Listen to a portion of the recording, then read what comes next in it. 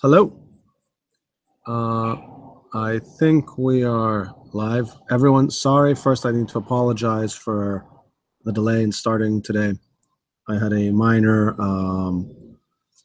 childcare issue I had to deal with, and I'm now back at my house and on my veranda because otherwise you would hear a screaming 2-year-old in the background. So hopefully you'll hear me okay and see me okay. This is definitely the first time I've done one of these from my veranda. So we're breaking new ground. George, can you hear me fine? Can you just confirm that before I... Yes, I can. Okay, awesome. All right, well, let's do what we usually do. I'll answer a few questions, then we'll see if there's any further discussion. The first question I'm going to answer is an interesting one, a complicated one, and it's as follows. I refer to slide 11. Although the title refers to central banks, my question is really about private banks. Under the section shown below, is there a way of quantifying the services offered by banks? I want to understand how disruptive it would be if external service providers replace typical banking services. Do these services amount to 10% of a bank's revenue, 20%? Thanking you. And then the quote from the slide was, financial infrastructures and provision functions. Cryptocurrencies have a built-in payment system that, from one point of view, merges a variety of payment and settlement systems. This is actually a very, very good question. And it's right to actually reference both public and private banks, because in most countries, the payment functions are handled by a combination of central banks and private banks, with central banks typically offering the lower level settlement systems, the real-time gross settlement systems, and the banks or the non-bank credit institutions offering the consumer level payments, so credit cards, checking accounts, and so on. The question of how much of a private bank's revenue is related to payments services as opposed to credit provisioning is actually not an easy question to answer. At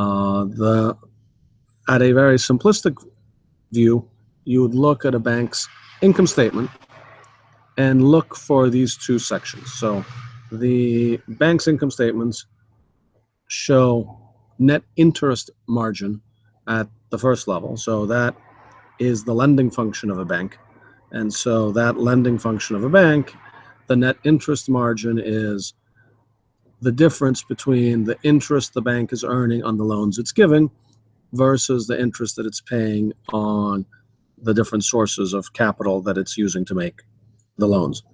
And then you look at other fee income, and other fee income is meant to be things that are not the lending function.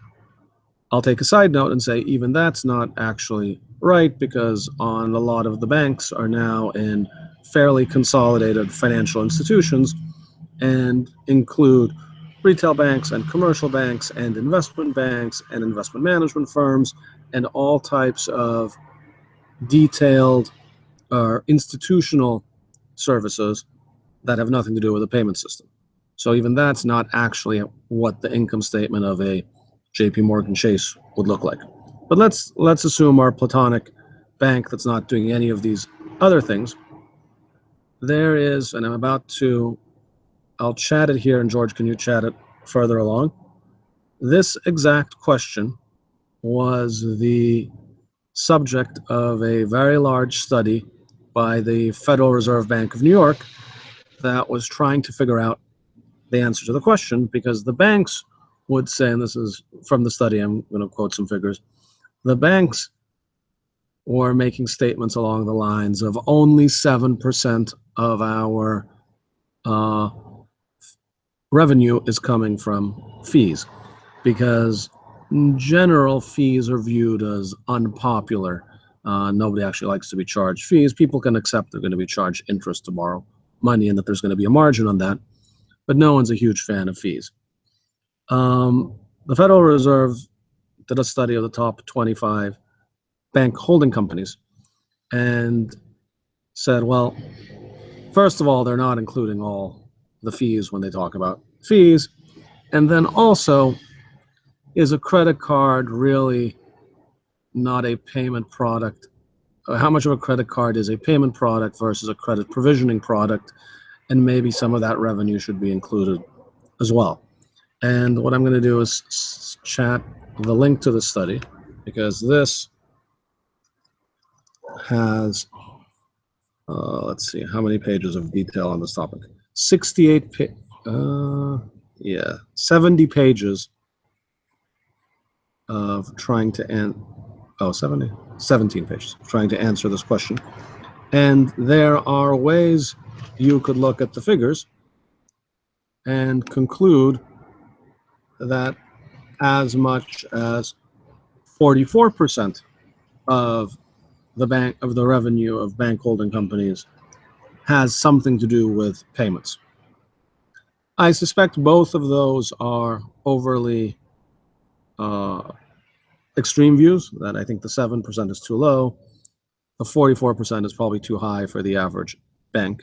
But I think, and this of course depends a lot on how your bank operates, but I think figures in the 20% range is a very safe way to think about it.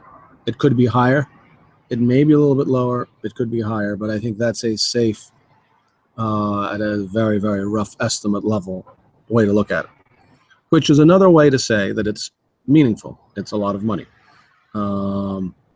Financial services is a massive industry, and so fee income globally is definitely in the tens of billions of dollars, if not in the hundreds of billions of dollars. And, that doesn't mean that that amount is available to other systems. That's not usually how it works, for a couple reasons. It takes a very, very long time for new technologies to take market share in such fundamental systems. And what tends to happen is prices might drop. And so it might be less that $100 billion moves from one area to another. Maybe it's 10% of that moves or 20% of that moves, and there's 20 billion that moves, but it moves at half the price, so it becomes 10 billion. And then the other 100 million, under more pricing pressure, moves to becoming 50 billion or 40 billion. Nothing's going to go to zero, right? Like nothing in life costs zero. And there are fallacies on all sides of this debate when it comes to cost, where both sides of the debate make the following fallacy, that there are things in life that come for free. And I can give you this from both sides of the equation. So if I have my cryptocurrency hat on and say, I can't believe that banking transactions cost this much. Look here, with Bitcoin, I can do XYZ for 10 cents. It's true, but the thing that costs money in the bank is primarily not the actual database entries. There's some of that, but there's the regulatory compliance and the marketing and the customer support. And all those things might not be relevant if you're a super tech-savvy person who can use a Bitcoin wallet by yourself and can find a way to get Bitcoins by yourself. And therefore, you can really transact at that very efficient level. But if you are going to build a whole company to do these things, well, guess what? You'd have these costs as well, and so it wouldn't actually cost 10 cents. It would cost, or the tenth of a cent would cost something more. So that's the one side of the fallacy. The other side of the fallacy that's equally silly is when you say, or when the traditional banking system says, oh, Bitcoin is so wasteful, look at all this money that is spent annually on electricity for the mining. It's, I don't know, $300 million a year. And I'm thinking to myself, $300 million doesn't even pay for one bank's data center for the year. A typical budget for a data center for a big bank might be 2-3 billion a year, to say nothing of the other people who aren't. And now that data center supports many things, but payments is a big chunk of what it supports, plus all the other people who support payments in the branches, in customer support, in reconciliation, in settlement. That also costs plenty of money. And by the way, that data center and the offices and the people sitting in the offices and the people driving to the offices also have a carbon footprint. And so it is absolutely not the case that you look at Bitcoin and say, wow, look, there's a very high carbon footprint here, but somehow the banking system operates without cost or without a carbon footprint. I'm sure the banking system's carbon footprint is thousands of times larger still. So, like all things, the answer is usually neither, heaven or hell. Transactions aren't ever completely free. And, even with the internet, where you have no or much more limited compliance costs, communication isn't free. It's just gone primarily to all-you-can-eat type systems, right? So you're paying for your internet through your mobile access and your cable access or your ISP access, and then even some of the services you use on top of that are being subsidized by advertising on the whole. And so, yes, it is much, much less expensive to use a data center to communicate news than to use a newspaper to communicate news, but it's still not free. That data center costs money. The computers in the data center cost money. The people who develop the data centers and who develop the software so you can use the internet tend to cost an awful lot of money because developers are in high demand everywhere and tend to be quite well compensated. So it's never the case that we're dealing with paid versus free, but it is the case that you can have systems that are structurally more efficient or structurally less efficient or structurally less expensive, and there is or that are more open and therefore create a little bit more competition on pricing. There is, I think, a tendency in payment systems for them to be a little bit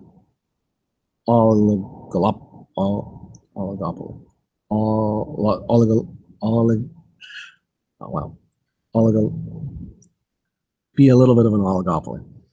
And, usually in the traditional banking systems, prices fall for payments when the government just mandates prices fall for payments. That's what happened in the UK with faster payments. That's what's happening in the EU with SEPA. The EU just passed legislation and said, you have to charge the same price for intra-EU transactions as you charge for domestic transactions. And the fact that they had to do that and the banks were able to do that suggests you don't have the most competitive market on these payment areas, and so it tends to be imposed externally. So guessing what the underlying question behind that question was, I think we're looking at a big enough amount of money to matter both for the payments startups and for the banks who will be defending their own turf, and enough that plenty of innovation will happen, plenty of regulatory battles will happen to play defense, and in time, what I think you'll see is if any of these new wave fintech companies get serious traction, they'll get acquired by some of the traditional players. That's also one way these things play out. And overall, payments will get cheaper and there will be more of them. And so as things tend to do when they get cheaper.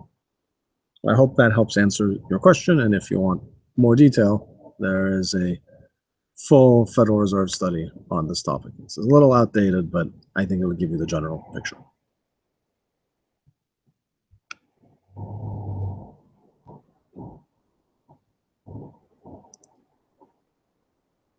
Next question. This session is about cryptocurrency and central banks. There are a lot of cryptocurrency variations and not that many kinds of central banks. So are the statements about cryptocurrencies valid for all cryptocurrencies or only for specific cryptocurrencies? For example, money supply immune to political pressure. Does this relate to part of state-owned cryptocurrencies? Oh, this question is very easy. There are many types of cryptocurrencies, and certainly not all these statements apply to all cryptocurrencies. You can make cryptocurrencies with all types of parameters that anyone would want. You could make an inflationary cryptocurrency. You could make a cryptocurrency where people vote every year how much additional cryptocurrency to make. You could make a cryptocurrency that is absolutely not immune to political pressure. So it has nothing to do with the system as a whole. It has more to do with or with the concept of cryptocurrencies as a whole. It has more to do with what design decisions any particular cryptocurrency is, how it's designed. Sorry, I had to just make a quick chat to George. So this is absolutely the parameters you decide.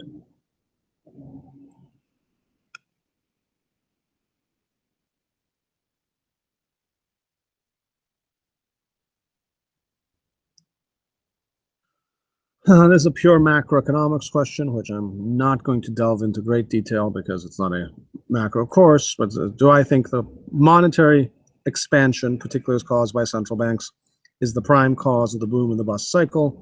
No, not exactly. I think the boom and the bust cycle, and I think it's generally believed the boom and the bust cycle is caused by a variety of factors working together, including real demand in the economy, asset values, monetary decisions, fiscal decisions, and in theory, at least in well-run, developed economies, people are trying to mitigate the boom and bust cycle as much as they can, noting that it is quite hard to do in practice. Alan Greenspan was thought to be a quite good central banker at the time. He was a central banker of the United States, and in the middle of the real estate bubble, he didn't see a bubble. So it's always easier to see the booms after they've happened. It's always easier to see the busts after they happened. If it was easy to see these, everyone can get very rich by shorting during boom times and sweeping everything up during bust times. But human psychology at every level, consumers, investors, central bankers, governments, tends to be when things are looking good and everything's going upwards, everyone thinks they'll continue to go upwards. And when things are going downwards, everyone panics and thinks they're going to continue to go downward. And in theory, one should try and stabilize those things. And so it's the phrase about the central banker, they should take the punch bowl away right before the party gets fun. And on the flip side, it's why people believe that governments should try and counteract recessions, either with spending or central banks with looser monetary policy. Granting that in all cases, this is very hard to do. And I don't think anyone has a great track record of getting everything perfectly right. There's no golden era that I've able to see in the history books of where we didn't have boom and bust cycles, even when we had different countries had gold standards, which the problems in the system just emerge in other ways in those cases. They don't get absorbed through the value of money. They just, the stresses in the system just go elsewhere. I think the fundamental issue is, at the heart of it, a human psychology issue. And then the question is, what are the best tools to manage those? Other question, do I think a deflationary currency is a bad thing, even if a currency is highly divisible? I think it is irrelevant if it is a medium of exchange and a store of value. I think it could be problematic if it was the unit of account for a whole country. So if it was a sovereign currency for a whole country and it was actively deflationary, even if it was divisible, you run into the issue that is, again, a psychological issue. A deflationary currency means everything gets cheaper every month. And so that tends to suppress demand because everyone says, well, why buy this month? Houses will be cheaper next month, and TVs will be cheaper next month, and a new car will be cheaper next month, and everything will be cheaper next month. In which case, people say, well, maybe I shouldn't spend now. Let me hold off to spend next month when everything will be cheaper. And that makes a lot of sense if you're an individual. But at the country level, if everyone's doing it, then nobody comes and buys, and so businesses tend to lower their prices because they're worried nobody's buying, which just says, oh, wow, look, it really does. They are dropping even further every month. Let me wait further. And you get into this cycle where people aren't consuming, therefore businesses reduce their employment, and then you have people who are not employed, they're not producing, and that's a real value loss to the economy, right? Because the actual value, the actual wealth of a country is the products and services it actually produces. And so when you look at a country that's been in a deflationary spiral like Greece, and 25% of the population is unemployed, it is very, very hard to see how that's a helpful situation. If you had 4 people hanging out and one of them wasn't working because we decided we didn't have money to get them to work, those 4 people would be poorer over the course of the year than if you found a way to get that 4th person working. And so I think it is the general theory of a mild level of inflation generally being helpful in an economy makes sense to me. Obviously, high inflation has other disruptive effects, but just having a mild incentive for spending to happen, I think, is sensible and helpful. However, I'm just not sure that this is relevant for any cryptocurrency today. No cryptocurrency is anywhere near being a sovereign unit of account and may never be. And if it's not, then it has the fact that it's deflationary makes no difference whatsoever. Shares of Apple stock have also been deflationary, and no one thinks that's a bad thing. Everyone thinks, wow, it's a shame I didn't own Apple stock, or congratulations, I did own Apple stock. But deflationary just means it's going up in value relative to, the economic effect is going up in value relative to everything else around it. So if it's an asset class, deflationary is not that particularly problematic to me.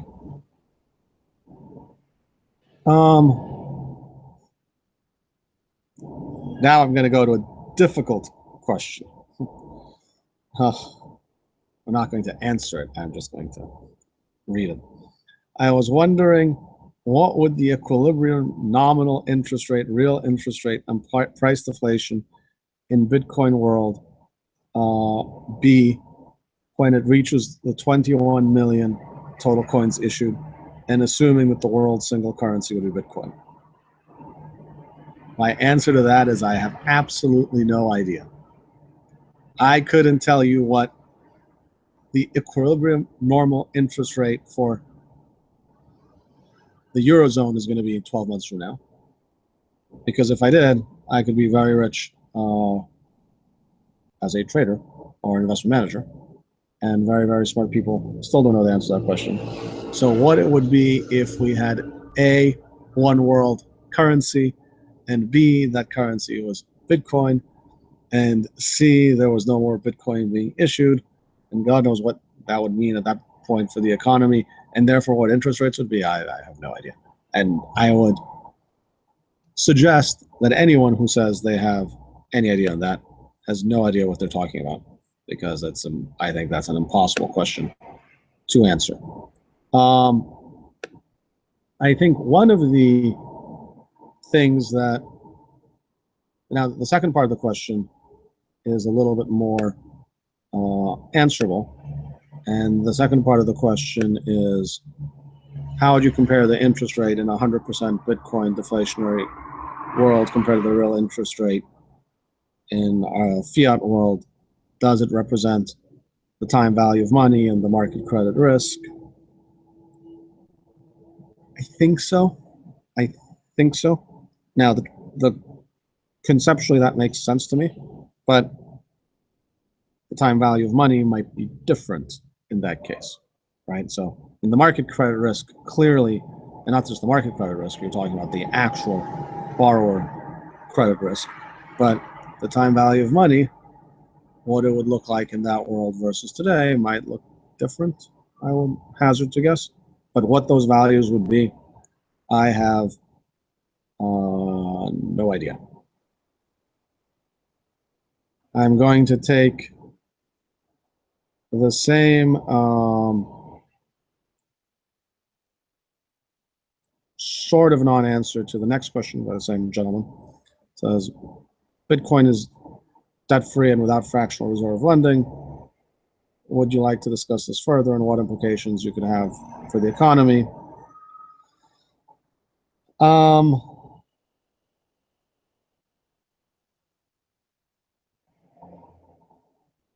At some level, I'm going to say I don't know. At another level, I'm not sure in practice it's an accurate statement, right? Like, gold can't have fractional reserve lending for the same reason that Bitcoin can't.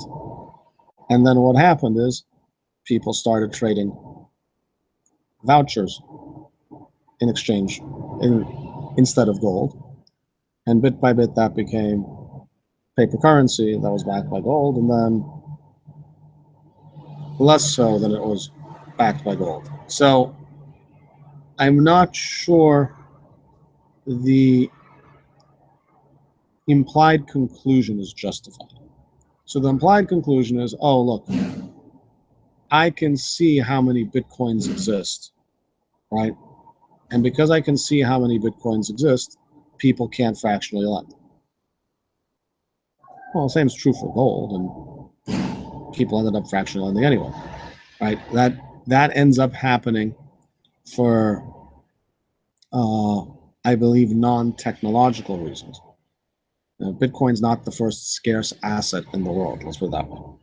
And so it turns out that many different human societies, for many different reasons, developed some of these systems in any case, not because they couldn't figure out a scarce asset to use, right? There have been scarce assets for a long time. And there's reasons we don't use a gold standard, for example. And it's a long discussion. I know there's different schools of thoughts on that, but I don't think we need to solve the macroeconomic question. I think the question we can solve, or I think I'm pretty comfortable saying, just the fact that you have a scarce asset, which is what Bitcoin is, it's a scarce digital asset, doesn't mean anything, in my opinion, for broader conclusions for the financial system. Because there have been scarce assets in the past, and there's other scarce assets. And I mean, gold is a scarce asset with a vastly higher market capitalization than Bitcoin. Several trillion versus several billion. And so, yet that still produced, and then there's silver, and there's other scarce assets. And yet you still have the system you have today. So I'm not sure those two things have much to do with one another. I stand by my assessment from the first presentation that Bitcoin is commodity money. It shares some of the functionality of money.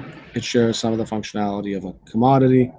Cryptocurrencies, as separate from Bitcoin, could be used to implement any type of sovereign banking policy, okay, a deflationary one, an inflationary one, or anything else, which is a separate question. And to the degree it's a transnational commodity money, central banking questions don't really, macroeconomic central banking questions don't really apply to it any more than they apply to oil or gold or anything else. And to the degree that you're using some of the technology underneath Bitcoin, the cryptocurrency technology, then you could use that to implement any type of monetary policy you wanted to. So I think it's important to separate out those two things, because I think many times these things are pushed together into one, and I don't know that that's accurate.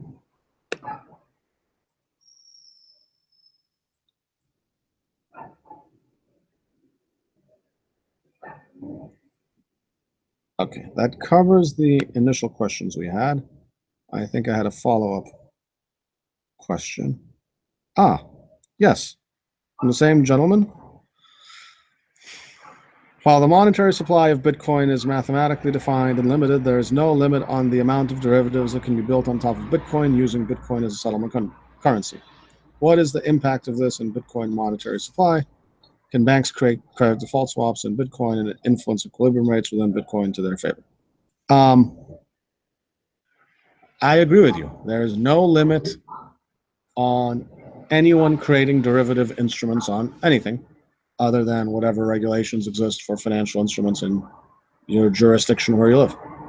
And those derivative instruments can sometimes have an effect on the underlying performance of the underlying financial instrument. Those derivative instruments don't share the same counterparty, credit risk, etc. characteristics, because they tend to be among or between one, two, or more firms that have their own various counterparties, settlement, credit risks, etc. It's the same issue that is faced today in the current banking system. There's a certain number of assets in the banking system, and then the nominal value, the notional value of derivatives vastly exceeds it. Now, it's not as scary as it sounds because most of those offset each other, but it's a very tricky problem for regulators to figure out what is in fact the actual exposure that exists and what are the implications on the underlying currency. I think it is fair to assume that pretty much all forms of legal market activities or illegal, again, depending on your jurisdiction, market manipulation that have existed in stock markets, bond markets, currency markets, commodities markets can happen in Bitcoin. There's nothing to say that it's anything different in that regard. In fact, here in the early days of Bitcoin, we're seeing a ton of it. I'm sure there is less reliability on the whole because there are less mature markets on the whole to an average Bitcoin exchange than a well-developed stock exchange or well-developed currency markets. That will change over time as it professionalizes, as it gets bigger, as there are more systemic institutional players involved. But I think you get to see. We also saw this on the operating side. We got to see all types of frauds that transcend currency. The same type of fraud that could happen with dollars can happen with Bitcoins. I mean, Bitcoin is not a magic medicine for human nature. It is not a magic cure for economic ills. It is a very interesting form of digital commodity money. All the other things that have happened along the way to almost all other commodities have happened, will continue to happen, and I think exist in Bitcoin. and there's no reason to think they wouldn't. Another question. If the Pirate Party in Iceland wins the elections tomorrow and makes Bitcoin legal tender, what will they really mean? Will they be able, for example, to pay taxes in Bitcoin to the government? Will the Central Bank of Iceland buy Bitcoins? First of all, I will say that I hope the Pirate Party does win in Iceland, not because I have a detailed view of their beliefs, of their policy platforms, but because it's interesting to have a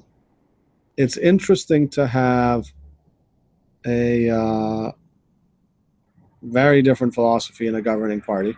Most of the developed world is governed by a fairly narrow spectrum of beliefs, whether it's right-wing or left-wing. And Iceland, with all due respect, is a small enough place that you can kind of do the test, and it's a contained test. There's only about 300,000 people or so who live in Iceland.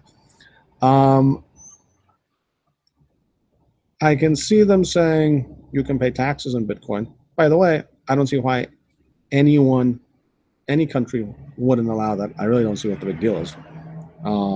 They can run it through a payment processor and convert it to their national currency in the same way that you can pay with a credit card, right? So I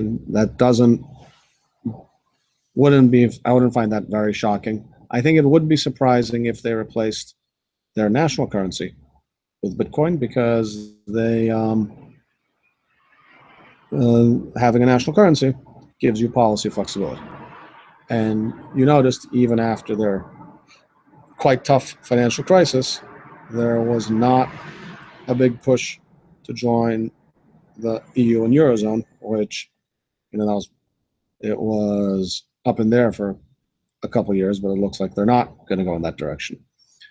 And so if you said Bitcoin is my national currency, you are outsourcing your central banking policy to a currency you have no control over and might be driven by factors that have nothing to do with anything to do with your economy. And so I don't think that's a wonderful idea for most countries. Maybe when Bitcoin's more mature and more stable, and if you have a poorly functioning central bank, it could that could make sense, but not yet, and not for a country like Iceland that I think has done, they did a poor job regulating their banks before the crisis, but has done a respectable job managing the post-crisis after effects.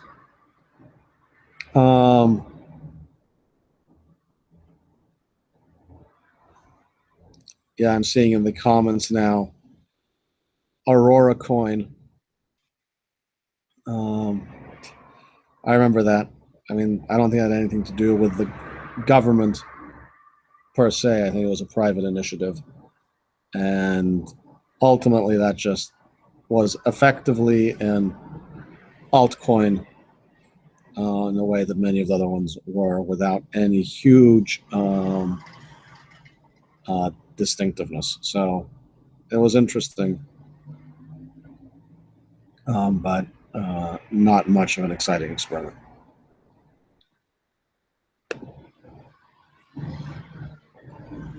All right, let me come to the YouTube chat and see where we are. Is there anything else I should be addressing?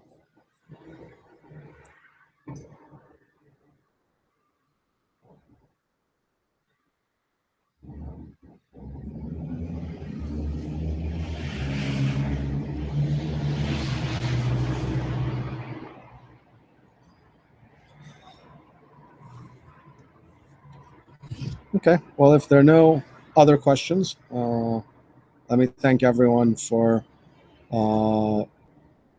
their questions and joining today. Sorry I came a little bit late. Hopefully you were able to keep productively entertained with George in the interim. And I will see you all next week. and have a great weekend, everyone.